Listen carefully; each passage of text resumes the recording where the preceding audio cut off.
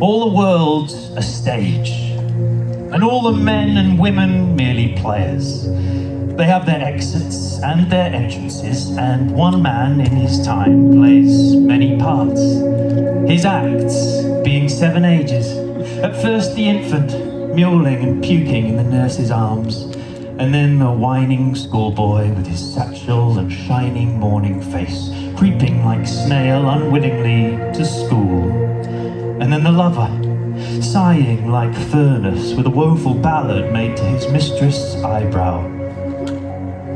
Then a soldier, full of strange oaths and bearded like the pard, jealous in honour, sudden and quick in quarrel, seeking the bubble reputation even in the cannon's mouth.